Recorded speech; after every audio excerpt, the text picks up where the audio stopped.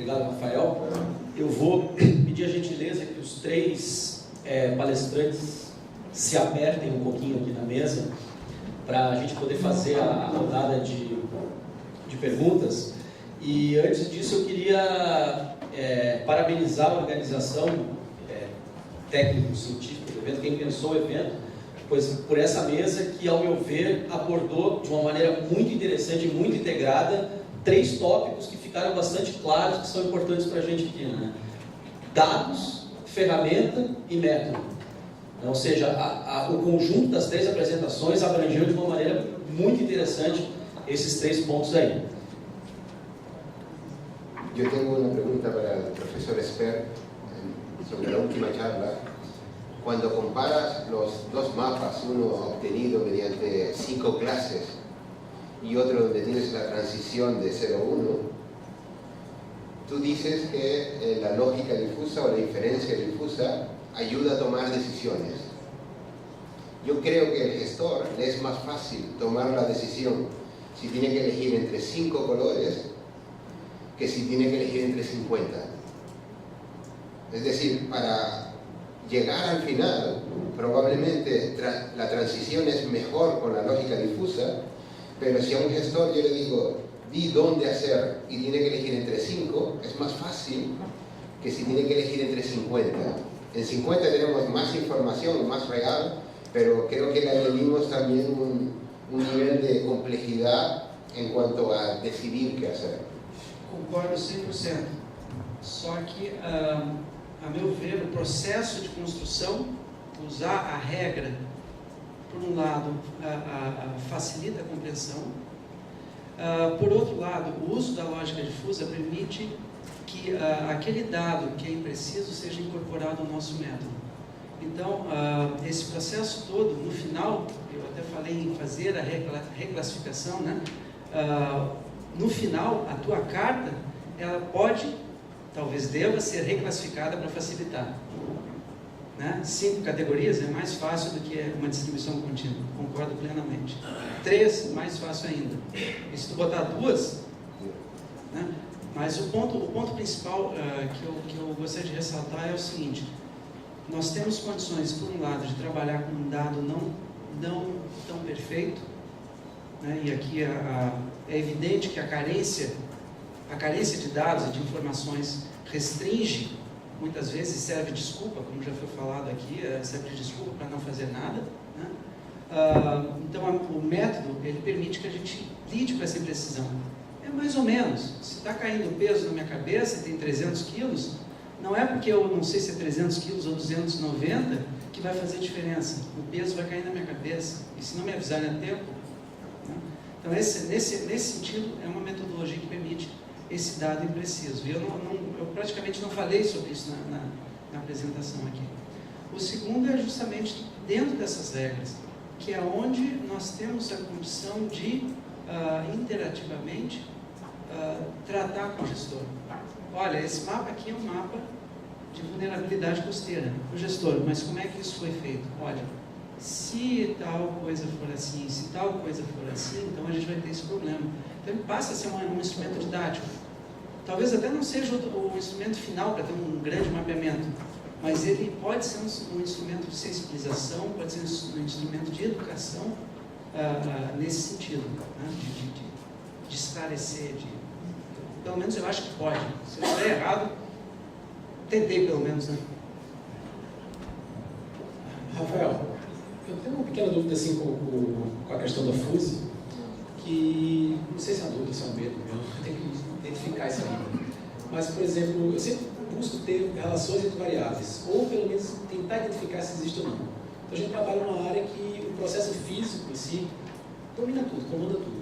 Tem a geologia por trás, vamos dizer assim, é a cama, onde o processo físico vai vir, vai deitar e vai fazer a farra toda ali.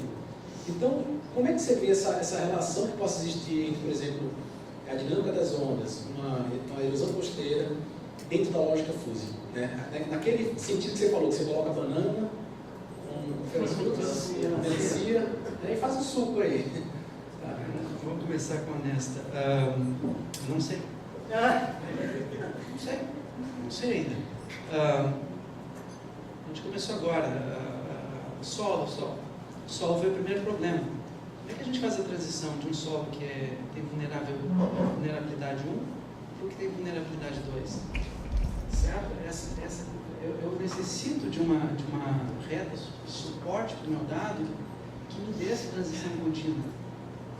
Certo? E a gente conseguiu resolver de uma maneira relativamente simples, só que levaram 6 meses até a gente ter a solução.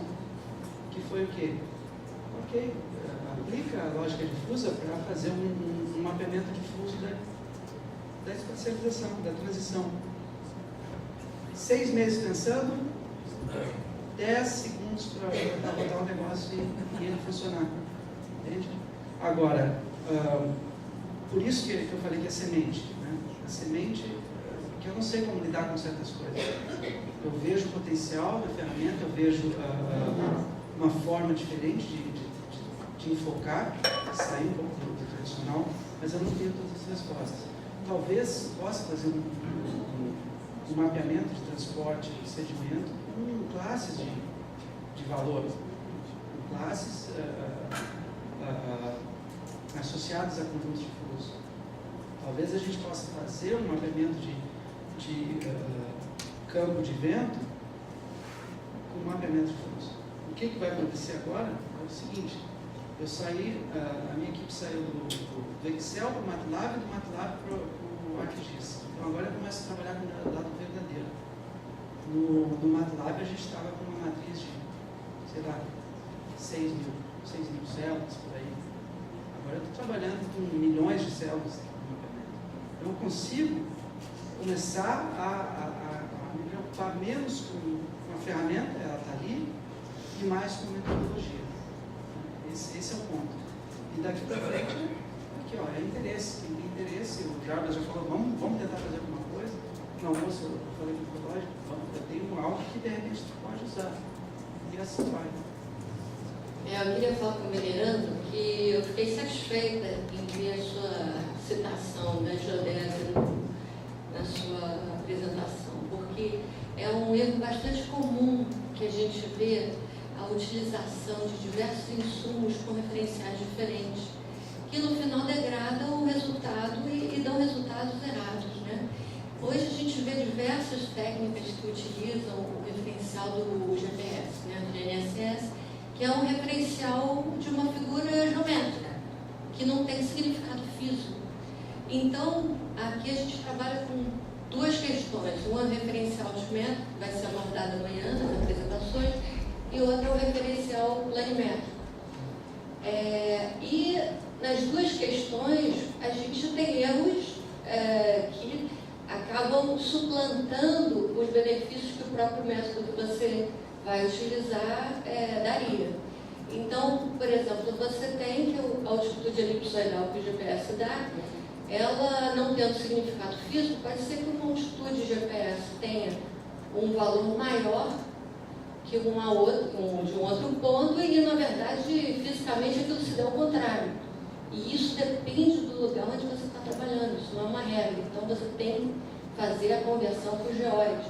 Então, essa é uma questão delicada que a gente tem que ver que para se trabalhar o geóide, para se obter o geóide, você tem que ter os dados também, ou utilizar quando a área é muito grande, utilizar um modelo como esses que se usam agora, que é de satélite, né, de grafometria por satélite. E a outra questão é mais simples, deveria ser mais simples, que é a questão do referencial planimétrico.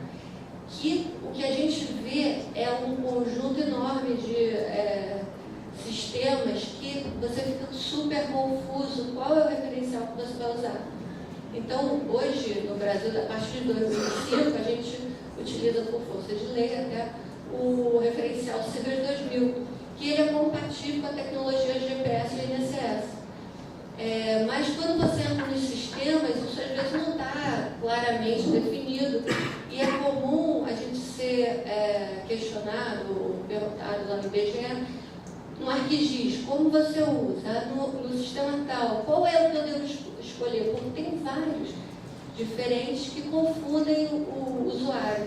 Então é bem importante, porque às vezes todo aquele aprimoramento que você busca com tecnologias online se perde só porque a gente não utilizou o referencial geodésico correto. E quando nós começamos a estabelecer esse critério e nos preocupar também, além do referencial, você poder fazer as comparações, não só locais, mas regionais, e fazer a integração dos dados de uma forma corriqueira. E é óbvio que a gente se preocupou imediatamente com isso. O desafio foi muito grande, estabelecer qual era a melhor dimensão de distância entre as redes estáticas e como combinar isso.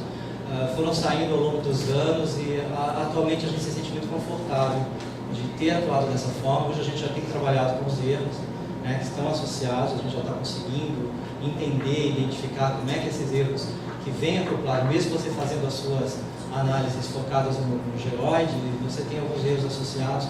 Estou finalizando um artigo agora exatamente sobre isso, estou até com ele pronto, estou lendo ainda aqui, e isso é um elemento que para mim foi fundamental. E uma das coisas que eu acho fundamental também é essa integração com os dados batimétricos rasos, que esse é um desafio que muitas pessoas já acharam soluções para elas, mas eu ainda percebo que alguns dos resultados ainda estão sem essa preocupação específica de você também amarrar isso ao geoide. E isso é um dos pontos que esse resultado em Ponta Negra nos chamou muito a atenção pela qualidade, uma vez que depois eu não posso estender tanto na apresentação, mas todos esses dados estão sendo validados com outros modelos, com outros dados. Então, o LiDAR, por exemplo, a gente usou a estação total para fazer os perfis de profundidade, a gente consegue ver as correlações são com erros mínimos, altamente, a correlação é de 98%. Então, isso para nós foi muito interessante e os resultados estão começando a sair agora nos artigos. Agradeço pelo feedback positivo. Mais alguém? Você apresentou 3, por assim chamar isso, estudos de caso, 3 aplicações de 3 modelos que são consagrados, como você mesmo falou, na literatura temática, né? E durante a sua apresentação, eu fiquei esperando, será que ele vai fazer uma relação com a questão da escala e não sei se a palavra é essa, a aplicabilidade desses métodos, assim, para a nossa realidade. Eu vi que você fez no último slide, na sua conclusão, e eu acho que essa conclusão e esse slide talvez merecesse ser um pouquinho mais detalhado, que seja numa fala sua agora, em função dos objetivos propostos nesse seminário, né? A gente está falando, buscando alguma coisa, como eu falei, foi dito aqui de manhã, eu falei, o Pedro falou, com a mesa de abertura, de a gente buscar um método, ou pelo diretrizes metodológicas.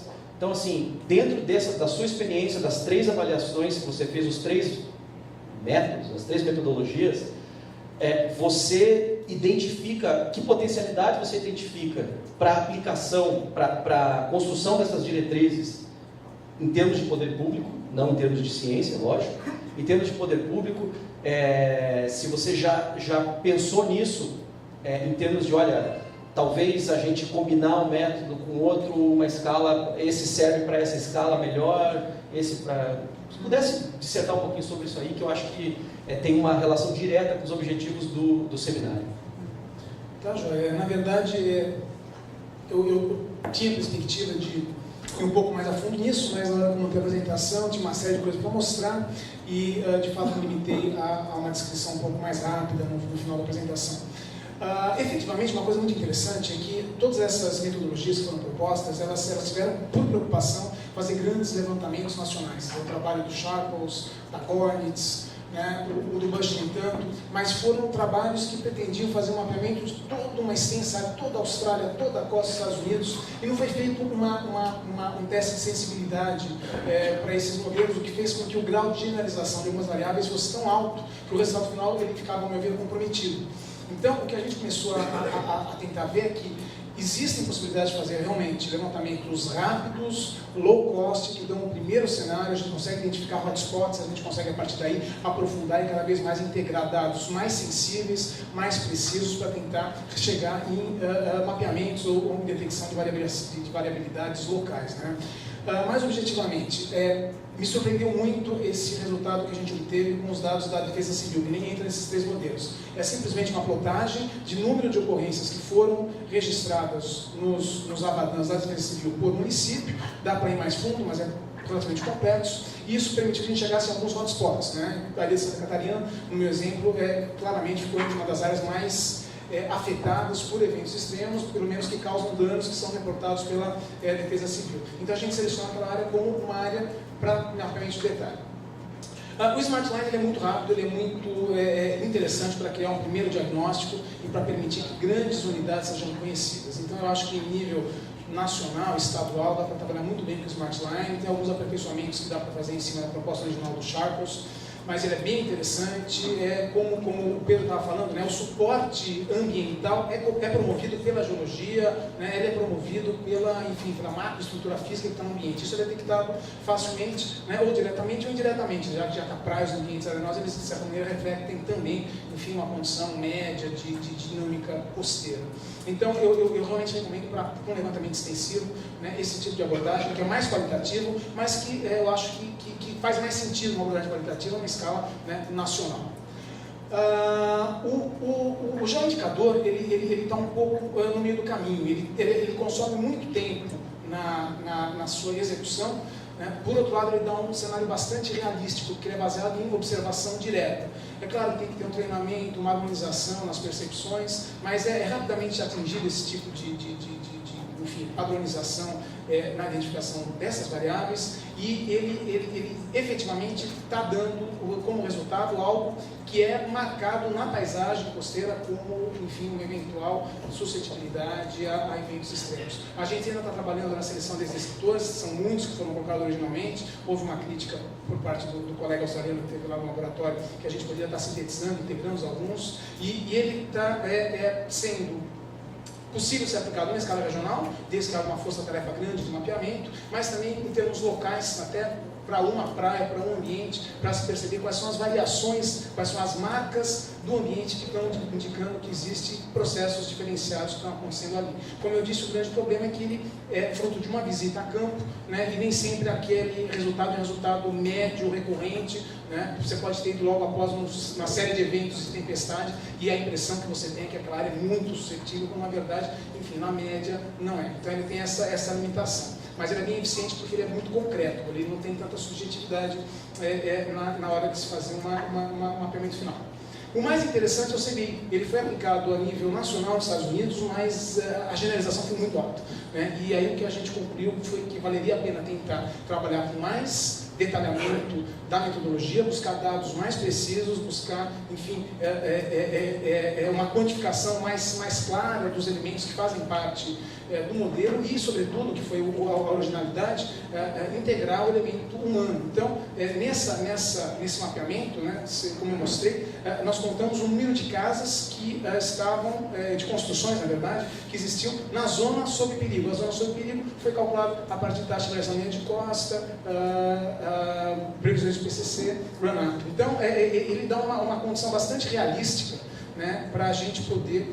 E como ele é um dado numérico, ele é fácil de ser modelado. Você pode inserir uma variável, você pode modificar, o peso que você está dando para alguma coisa. Então, ele é mais fácil de ser utilizado, né, para a gestão, porque dá para, em cima do resultado, conversar com a população, com os gestores e rapidamente alterar o modelo e chegar em resultados que talvez fossem um pouco mais, vinculados à realidade. Ele tem como problema que ele precisa de uma base de dados efetivamente mais sofisticada. Então a gente teve que entrar com dados quantitativos de onda, dados de altimetria em escala 1 para 2000, né? E é claro, ele não se presta a uma aplicação nacional. Fazer um levantamento como você vê na costa brasileira, você vai ficar o resto da vida tentando chegar aqui de novo, vai ter muita impressão, vai chegar uma hora que você vai ter que generalizar, porque não tem dado naquele município, um pouco mais afastado, um pouco mais, distante de grandes centros urbanos. Então, como sugestão, né, já que você me pediu uma síntese, eu acho que o Smart Line já demonstrou que consegue obter resultados bem interessantes para levantamentos em escala pequena, grandes extensões. Os geoindicadores ele pode ser utilizado para validação, para checagem de campo, talvez uma escala mais intermediária também para um levantamento mais extensivo. E o CBI eu sugiro na sua aplicação em estudos de caso, em hotspots, em locais que efetivamente demonstram que tem um histórico de eventos que o atingem e que pode ser mais bem modelado do ponto de vista de análise espacial. sem querer esgotar o assunto, até porque amanhã a palestra da Luciana vai trazer novos elementos, novas abordagens, a mesa redonda que segue também, mas você acha que é possível, se fôssemos pensar, talvez não seja isso, mas um programa, umas diretrizes gerais, você acha que é possível bater os três no liquidificador e fazer um soufflé com eles, em termos de claro, estou usando então, já eu inventei essa. Se ele pode, eu também posso. Você acha que é possível, de repente, assim, na sua concepção, em termos de uma orientação metodológica, você utilizar as vantagens de cada um, respeitando suas limitações, suas escalas e tudo mais? Você acha que é possível?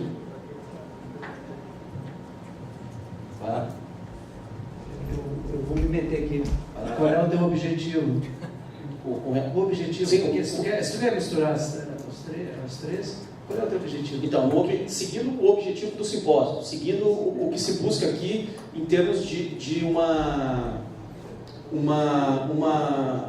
diretrizes metodológicas, não uma metodologia fechada, diretrizes metodológicas para análise, mapeamento da vulnerabilidade costeira no país, nas três escalas, não multiescalar. Multiescalar. Esse é o objetivo. E aí a minha pergunta é, claro, existem outros métodos que serão colocados amanhã, evidentemente, mas nesse contexto que você apresentou, já estou adiantando talvez o trabalho de grupo um pouco, mas é bom porque está todo mundo aí, não se dividiram ainda. Você acha possível alguma coisa nesse sentido? Não, eu acho que, sem dúvida, é fundamental se ter clareza de que precisa se trabalhar em escalas distintas, né? Então, não há dúvida que tem que se buscar uma metodologia que vai fazer um levantamento mais em escala extensa, e com base nisso se busca hotspots e se faz uma aplicação da metodologia de detalhe nos hotspots. Então não dá para fazer um mapeamento efetivamente usando a mesma metodologia, né? A grande questão é buscar, isso que todos estão tocando nesse assunto, buscar primeiro um conjunto de escritores efetivamente representativos, né, e factíveis de serem levantados. Nem sempre, né, o escritor que poderia ser mais interessante existe, enfim, disponível ou se pode adquirir numa escala mais ampla, né? E isso daí seria um trabalho mais dedicado, um pequeno workshop, um pequeno grupo de especialistas para a seleção de escritores, e a gente fez isso com a Santa Catarina no trabalho mais genérico. Seleção dos escritores que se querem utilizar e a disponibilidade desses escritores ou a possibilidade de levantá-los, né? Uma das coisas mais divertidas desse trabalho todo foi a questão da aplicação do AHD, que é aquela técnica de geração de pesos, né, para diferentes variáveis na hora de chegar no modelo final. Porque aí ficou um grupo de pessoas discutindo, não, isso é mais importante que isso, aquilo lá é muito mais importante, isso é pouco significante, então é mais ou menos. Então você vai ficando em cima e vai ficando claro, né, qual que é, e todos os atores vão participar, não é necessariamente técnica, né? Então é uma coisa que vai ajudando a se filtrar efetivamente os escritores com base na sua possibilidade de integração numa base de dados. Então, no trabalho de maricultura bastante diferente que eu participei, dos PLDMs, a gente fez isso de um total de 106 escritores que foram levantados como sendo importantes, a gente trabalhou com 23 ou 24 no final, que eram os possíveis ser levantados. Essa abordagem pode ser feita nas duas escalas. Então, em termos nacionais, querendo mapear toda a costa brasileira. Quais são os escritores? Precisa entrar isso, aquilo, aquele outro, e poluição, e não sei o quê. Tudo bem, tem 200. Quais existem bases disponíveis que podem ser espacialmente representadas para se gerar um modelo? Se chega no conjunto, se aplica, por exemplo, em Martinine ou uma metodologia derivada. Vamos trabalhar com hotspots. Tem 5, 6 sítios no Brasil que a gente quer ter em escala 1 para 2000, bem mapeado, porque inclusive a gente vai fazer cálculo de zona sob perigo, taxa de evolução em linha de costa, cenário para 50 anos. Para cá a gente pode estar inserindo aqueles escritores que estão de fora, né? Existe essa disponibilidade, vamos pegar de modelo, vamos, enfim, fazer mapeamento específico, e aí se constrói, né, novamente uma metodologia de integração de dados baseada em áreas espaciais SIG, né, que resulta naquilo lá. Talvez o CVI seja uma alternativa boa, porque CVI é matemática. Talvez um CVI fuzzy, né, um CVI, né, no qual a gente não tem classes determinísticas, mas a gente tem probabilidades de pertencimento a diferentes classes, e aí a gente chega num grande mapa difuso, reclassificado para 3 classes para poder auxiliar aí, né, os gestores, a própria população a entender, né, o que está representando. Quer dizer, são inúmeras alternativas, né, eu acho que realmente é o debate que vai permitir que tenha um pouco mais de clareza de como está, enfim, construir isso. Mas não tenha dúvida, isso eu tenho bastante certeza depois desse trabalho que a gente fez. Tem que se ter diferentes estratégias para diferentes escalas, né? Não há por que querer ser preciosista numa escala geral, né? Ou ter grandes generalizações em escalas locais.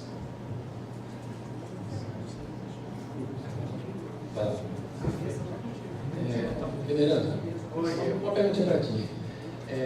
Tipo, a gente está na costa, tomando como exemplo a costa de Pernambuco, tá? Que a gente tem muitas praias, recifes, etc. Tá?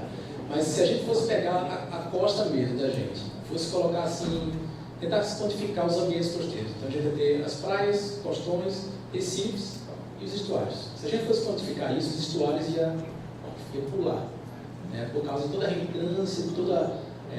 não só assim, os estuários, eu falo também da questão do manguezal, né? Que eu acho que deve ser o caso do Rio Grande do Norte também, né? Que aqui pula mais aos olhos, salta mais aos olhos a questão do estuário, né? Então, assim, em termos de multi-ambientes, né? Você falou que vocês chegaram a quantificar a vulnerabilidade desses ambientes lá no Rio Grande do Norte. Como é que vocês fizeram isso, né? Saindo das suas ilhas barreiras, né? Que eram ambientes mais arenosos, e indo para outro ambiente, um ambiente estuarino, um manguezal. Se a gente fosse tomar o exemplo do Remédio de Manhã, né? As praias, a gente vai só fazer vulnerabilidade de praia aqui, por causa do grande valor econômico, social, beleza paisagística, etc. Mas tem o lado do manguezal também, né? Que tem uma riqueza assim, ecológica tremenda. Então, queria que você faça um pouco dessa experiência externa. Primeiro tem um aspecto. Quando eu falei dos estuários, para o Rio Grande do Norte, nós não temos tantos estuários em função de reentrância, né? Os estuários são específicos, são os principais rios, aqueles que têm a ocupação socioeconômica de alta intensidade, isso ao longo de muitos anos. E os manguezais estão restritos a alguns setores, né? Então foi muito simples trabalhar com esses manguezais. A gente, inclusive, tentou chegar a uma ponderação por espécie, pensando em situações de absorção, de coleta de carbono, em função das espécies de risófilo, etc. Muito fácil hoje de ser feito, né? Do ponto de vista do sensoramento remoto, facilidade enorme. Pedro João está desenvolvendo uma outra técnica que a gente está tentando combinar agora na AIDA com isso, para quantificar, inclusive fazer um mapa de biomassa de manguezais, que é um elemento interessante para ponderar em termos de riqueza, de valor, de áreas de vulnerabilidade, começar a colocar peso para isso, né? Então isso é um elemento. Agora, o desafio lá foi um de ocupação realmente. A gente tinha muita ocupação industrial dentro dessa região de Mossoró. E o que a gente teve que fazer foi um brainstorming dessa natureza. Sentar, a gente tentou fazer contato com algumas das principais, eles são 3 municípios, principalmente, Grossos, Areia Branca. Isso foi a experiência específica lá da região de Mossoró e Mossoró, para tentar quantificar quais eram os principais elementos ali dentro, como é que nós teríamos que tratar isso e abordar isso.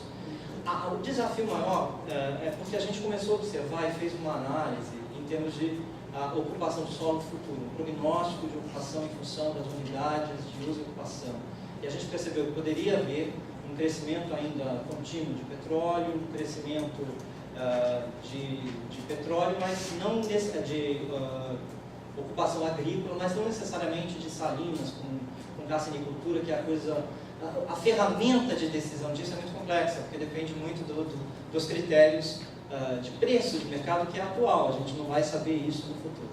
E foi feito dessa forma, quer dizer, a gente tentou chegar num equilíbrio junto com algumas pessoas de secretaria que nos deram alguns feedbacks em termos de valor daquele ambiente, em termos de prestação de impostos, sobretudo foi o quanto aquilo recolhia de impostos e o quanto aquilo fornecia de empregos para aquela região.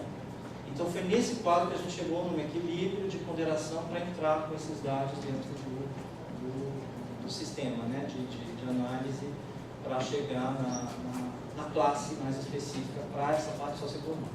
Não foi simples, né? Eu creio que em alguns locais vai ser muito mais simples do que lá. E eu não tenho muita segurança desse dado, tanto que era uma coisa que Jonas colocou, a facilidade com que eu acho que vocês colocaram os dados socioeconômicos dentro daquele CVIs, se não me engano, era uma coisa que para nós é interessante também abordar, porque é muito complexo.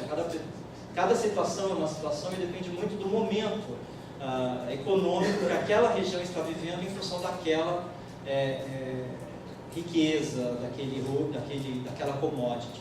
Uma das coisas que a gente não integrou lá, por exemplo, que é um desafio, a gente vê muita evolução, eu não pude mostrar os quadros prognósticos de classe, de ocupação crescendo ao longo de uma visão de tempo.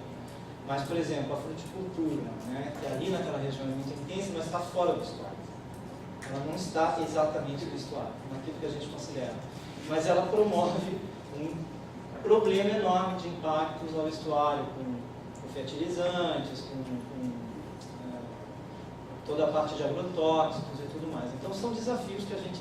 Foi um experimento, a gente tentou fazer, mas realmente era um desafio muito grande quando você lida com essas questões dentro do estuário. Do ponto de vista geológico, geomorfológico, é muito simples. É simplificar o máximo possível. A nossa opção foi não abrir o número de classes muito alta. A qualidade do dado é que é importante, quer dizer, gerar um bom modelo numérico de terreno, gerar um mapeamento que fosse muito bem preciso dentro daquela escala de trabalho. Então, nessa precisão é que nós tínhamos mais interesse.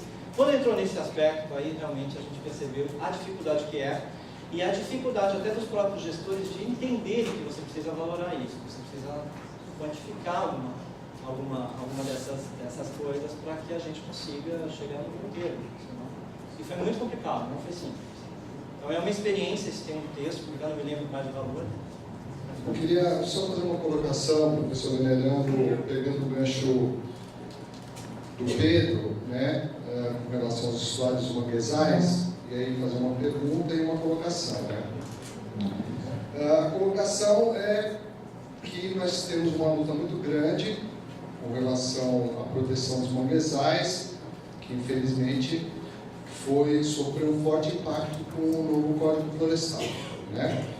Por pressão dessas atividades, inclusive citadas por você, né? Carcinicultura, um lobby muito grande, e que conseguiram, né, esqueceram da ciência. Hoje a gente falou muito aí que a ciência ela é norteadora das políticas públicas, mas não me parece, eu acho que a grande maioria deve estar de acordo aí comigo, de que não foi norteadora do novo Código Florestal, né? E aí, citando a questão do manguezal, há diversos trabalhos, desde a década de 60, que destacam a importância do manguezal, e, enfim. E de uma hora para outra, a ciência foi deixada de lado e deram uma definição para manguezal que foi impressionante, né? Esqueceram que é um sistema, um ecossistema, subdividiram esse ecossistema por critérios técnicos nenhum, baseado em um estudo pago pela Associação Brasileira de Criadores de Camarão, onde colocam as planícies hipersalinas, conhecidas desde os pré-índios tupi-guaranis, chamados apicuns, que deram o nome de salgado, e da noite para o dia isso não é mais manguezal. Eu queria primeiro perguntar para você se essas áreas estão sendo consideradas na tua análise, porque são áreas extremamente importantes para a proteção da linha de costa, foram no passado manguezal, serão no futuro, se realmente o nível médio relativo dos mares for uma verdade, né? Eu brinco com meus alunos que são 2.500 cientistas dizendo que vai haver realmente aumento do nível do mar, uma meia dúzia, um pouco mais, dos céticos que não acreditam, eu falo que eu torço por eles, mas eu acredito nos 2.500. Então essas áreas nós estamos dando para a especulação. Então tudo que está sendo discutido aqui vamos jogar fora, porque vai haver aumento. Existem estudos que mostram, e aqui no Brasil também, que a carcinicultura gera apenas, no máximo, um emprego por hectare, enquanto o manguezal são 10 empregos. Se eu for atrás de informação, me desculpe falar dessa forma, do Rio Grande do Norte, a respeito dos valores econômicos e sociais, eu vou entregar os manguezais para a carcinicultura. Eu acho que nós vamos ter que rever a fonte de informação para entrar nesses modelos. Isso do seu pensamento, né? aparentemente, né, essas regiões elas estão sendo ocupadas, mas nós já cansamos de ver plântulas de manguezais em apicuns, em áreas de salgado, realmente num processo crescente. E concordo com você, quer dizer, tem que ser reavaliado. Eu acho que existe uma dificuldade, apesar de todas essas informações que já estão organizadas em termos de valores de manguezal, ainda existe uma grande dificuldade de se entender, de se compreender o valor do manguezal quando se compara com uma riqueza, com uma commodity, com um valor qualquer econômico que é mais facilmente quantificado. Então, eu acho que a gente precisa rever realmente quais são os nossos critérios de valoração de preço para manguezal, né? Eu acho que essas estimativas elas têm que ser revistas, elas são subvaloradas, isso é um clássico. Eu estive não faz muito tempo no Texas conversando com um desses cientistas que trabalham na ONU para exatamente essa questão, e é típico. Não é só essa, existem outras grandezas do ponto de vista da zona costeira que são muito mal entendidas do ponto de vista qual o valor da praia em termos de proteção costeira. Quem é que me diz um valor para ela? O quanto é que eu tenho? É mais fácil você colocar uma obra rígida de proteção a um empreendimento que está na linha de backshore, ou você prefere engordar a praia? Quanto é mais caro? Qual é mais barato? Quanto vale tudo isso? Então, são critérios que a gente tem lidado com ele do ponto de vista científico, mas que ainda não estão claros e o gestor não aceita. As pessoas que estão ali com o poder de tomada de decisão, ele não consegue entender esse valor. Então, é muito fraco toda a nossa... É isso que eu sinto quando a gente conversa com algumas pessoas a respeito disso. E sou totalmente de acordo com você. Então, eu acho que esses são elementos que precisam ser redimensionados e rediscutidos. E chegamos a valores. A gente precisa começar a comparar valor com valor. Não adianta você dizer do ponto de vista poético e paisagístico. Isso já está começando a ficar um pouco cansativo até para quem trabalha, para colocar preço. E sem esse preço a gente não vai chegar no ponteiro na discussão com o gestor. Bom, já me intrometendo aqui um pouquinho, mas uma forma de a gente trabalhar com esse, eu diria que é um aspecto até mais subjetivo, foge da lei e vamos ver o que realmente vale. Esse é o ponto. Uma das técnicas que vem sendo usada, tenho certeza que todos conhecem, o PPGs, o participatório de ES, para tentar chegar a esse valor. Então, por um lado, a gente tem condições de mapear bens e serviços pela perspectiva da comunidade, como a comunidade vê o seu ambiente, como a comunidade valora isso. E essa valoração é subjetiva. Ela vai ser subjetiva à medida que a comunidade usa aquele ambiente e que tem uma relação estreita, né? E, nesse sentido, um dos esforços que nós temos tentado fazer, até a proposição do mapeamento de fundos vem daí também, é como a gente pode criar essas regras de valoração, pelo menos de grandeza, de ordem de grandeza, ainda que subjetiva, mas de ordem de grandeza. Não vou dar o valor, não vou dizer que aquele ambiente vale 10 vezes mais do que tal coisa, mas ele é importante ou muito importante para aquela comunidade e assim por diante. Então, nós temos, por um lado, nós temos que nos desater, nos liberar um pouco da quantificação, né? E aí eu remeto ao cartoon ali do início da minha apresentação, sair um pouco dessa precisão, desse preciosismo, e ir para o que significa de fato. Na métrica, quando a gente for gerar lá o mapeamento, como é que a gente vai trazer esse valor subjetivo que está ali, que tu sabe, valor subjetivo, como é que tu quantifica, né? Trazer isso dessa maneira.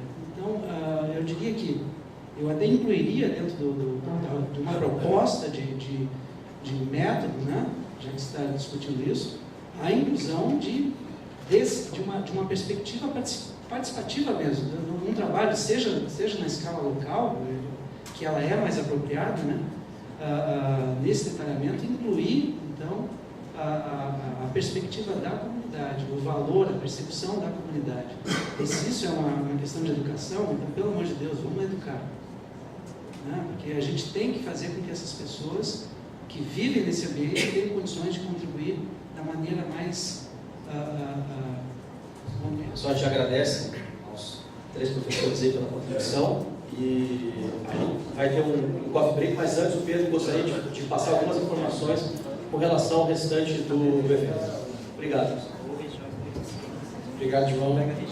Pessoal, a gente vai ter um intervalo agora, tá? Com o coffee break aí fora. E assim, quando a gente voltar, eu queria que vocês já tentassem ir para as suas respectivas salas do GTs. Tá? Então, o pessoal da organização acabou de colocar nas portas onde vai ser cada GT, tá? Mas assim, para conhecimento já de vocês, o GT1, que vai estar tratando dos aspectos metodológicos para estabelecimento de critérios mínimos, contemplando a definição de bases cartográficas, com vistas à determinação da vulnerabilidade costeira, vai ser nessa sala. Tá? O GT2, que é a metodologia para a definição da linha de pré-mar máxima como indicador da vulnerabilidade costeira, vai ser uma salinha pequenininha aqui fora, logo aqui, tá? À direita, assim que a gente sai.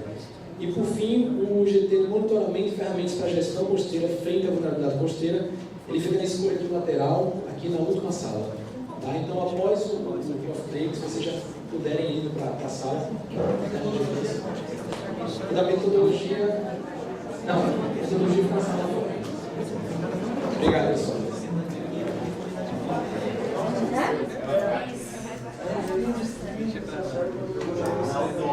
Mas aqui a Ana também. Então, quem sabe muda para ali, Ana? O sétimo? Metodologia. Aqui é a missão 7. Aqui é os indicadores. Isso é lá. Então vai, pode ir.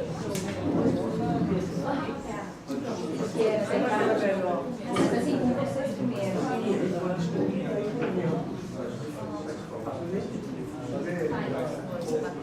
Específico de que não. Agora, não sei se para a gestora é suficiente. Então, por exemplo, na escala que foi feita do mapeamento regional do Estado, foi que eu até brinco, eu disse que era do século passado. Então, não tinha ainda avaliado eles atendem a nova realidade. Então, aí eu acho que a gente está precisando de uma atualização. Então, a gente precisa de uma atualização do que a gente tem. E com o foco, porque no meu estado, eu estou falando agora pelo meu estado, não foi feito, nem se pensava em mudanças climáticas. Porque ele se... Desculpa, a imagem aqui é uma imagem vocês certamente aprovaram as imagens, nós teremos que fazer a verificação para disponibilizar